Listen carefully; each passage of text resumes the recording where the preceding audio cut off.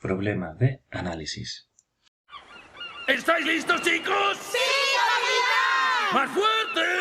¡Sí, capitán!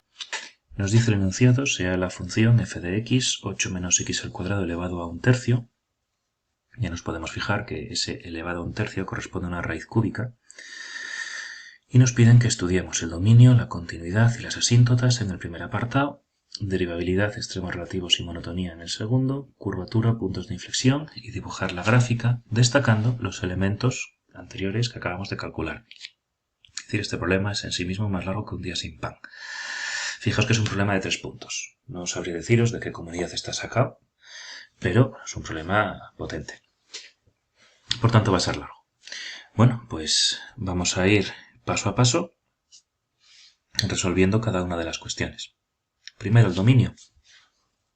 Bien, el dominio de esta función van a ser todos los reales. ¿Por qué? Porque tengo una función bajo una raíz cúbica y las raíces cúbicas están definidas para números negativos, con lo cual, valga lo que valga la x, siempre va a salir un número positivo, uno negativo o el cero. Y existe la raíz cúbica en los tres casos.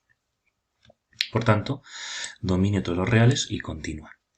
Asíntotas verticales no hay, horizontales resulta que tampoco hay, calculamos el límite cuando x tiende a más infinito y a menos infinito, y nos salen límites más y menos infinito.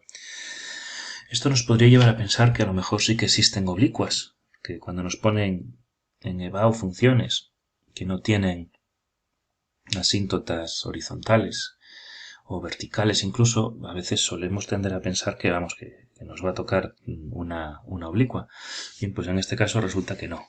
Calculamos el coeficiente m en más y en menos infinito y va a salir que no hay asíntotas oblicuas. Mira tú qué bien, pues estupendo. Vamos a la segunda parte, derivabilidad. Calculamos la primera derivada, y en este caso derivamos como potencial, porque está elevada a un tercio. Agrupamos y nos queda la derivada con esta forma. ¿Vale? Nos piden dónde esta función es derivable, dónde existe esta primera derivada. Como tenemos una derivada que es una fracción, será el denominador de esta fracción el que condicione la existencia de esta primera derivada. Bien sabemos que no podemos tener una fracción dividida entre 0. Por tanto, para cualquier valor que haga que este denominador sea 0, la derivada no existirá. Tenemos un 3, una raíz cúbica, un cuadrado. Al fin y al cabo, lo que va a mandar aquí va a ser este 8 menos x al cuadrado. 8 menos x al cuadrado, siempre que dé 0, si es que es el caso, que va a ser cuando 8 menos x al cuadrado valga 0, 0 al cuadrado es 0, la raíz cúbica de 0 es 0, por 3 es 0, el denominador dará 0. Y en ese caso la derivada no existe porque no se puede calcular una fracción dividida entre 0. Esto ocurre en más raíz de 8 y en menos raíz de 8. Por tanto, el dominio de la primera derivada, que condiciona la derivabilidad, serán todos los reales excepto estos dos valores. En cuanto al crecimiento, pues tenemos que ver dónde se anula la primera derivada, porque por encima de los puntos que se anule tendrá un signo y por debajo otro. En principio puede ser que no cambie de signo, pero vamos, está claro que desde el momento en el que se anule sería de esperar, o al menos potencialmente posible, un cambio de signo. ¿Cómo vemos en qué puntos se anula esta derivada? Bueno, como tenemos una fracción, ya sabemos que el denominador no cuenta, ¿vale? Para hacer fracciones igualadas a 0, nos da igual el denominador, porque si el denominador de 0 no existe la función. En este caso manda el numerador. El 2x que se anula cuando x es igual a 0. Esto nos va a dar dos tramos, de menos infinito a 0 y de 0 a más infinito. Voy a coger cada uno de los factores, de las partes que forman esta función y voy a ver cómo cambia el signo en función de los valores de la x. Y lo voy a hacer a cachitos. Por un lado, el 2 tercios, que serían estos coeficientes. Por otro, la x, porque el 2 va multiplicado a la x. Y por otro, la raíz cúbica que tengo en el denominador. El 2 tercios siempre va a ser negativo porque lleva un signo menos delante. cual esta parte siempre es negativa.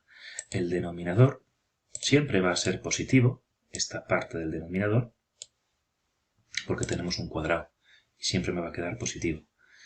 Y la x, que sería el siguiente factor, será negativa de menos infinito a 0 y positiva de 0 a más infinito. ¿Qué pasa? Que como ahora tengo que multiplicar unos factores por otros, el signo global de la fracción sí que puede ir cambiando. De esta forma, de menos infinito a 0, esto es negativo menos, esto es positivo más, y esto es negativo menos por menos más por más más. La solución, es decir, la fracción de forma global, es positiva. De 0 a más infinito pasa al revés. Más por menos es menos, por más queda menos. Es decir, es decreciente de 0 a más infinito y creciente de menos infinito a 0. Y tendremos un máximo en el punto en el cual se anula la derivada. En este caso calculamos f de 0 y nos sale que tenemos un máximo en 2. Bien, seguimos. Nos piden curvatura. Vamos a comprobar el enunciado. Curvatura, puntos de inflexión y dibujar la gráfica. Vale, la curvatura la estudio con la segunda derivada. Pues cojo y derivo la primera derivada. Claro, la primera derivada decíamos que era un cociente. Entonces, derivar este cociente pues va a suponer un trabajo bastante largo, porque tengo una raíz en el denominador, eso lo podría pasar a potencia, derivar el cociente con una potencial, es una función larga de derivar. Aquí tenéis los cálculos, sería interesante que los comprobaseis, y así también os vale para practicar un poquito. Bueno, una vez que hacemos la segunda derivada, no me voy a parar en cómo se hacen las derivadas, eso ya lo tenéis más que trabajado, pues agrupo términos semejantes, trato de simplificarlo un poquito y llego a esto. Llego a esta expresión. Si nos fijamos, está formada por 4 factores. Primer factor, segundo factor, tercer factor y cuarto factor. ¿Vale? 4 factores que se van multiplicando unos a otros. ¿Cómo sé yo que esta derivada segunda va a cambiar de signo? Pues aplicamos el mismo criterio que aplicábamos en las anteriores. Cuando se haga 0, cada vez que se haga 0 es de esperar un cambio de signo. Puede ser que no, pero al menos si cambia de signo va a ser después de hacerse 0. Por tanto, con que uno de los factores sea 0, todo el producto es 0. Voy a analizar entonces factor por factor a ver en qué momentos cada uno de ellos me podría aportar un punto de posibilidad de cambio para el signo. Menos 2/9 no cambia, es un número y de hecho siempre es negativo.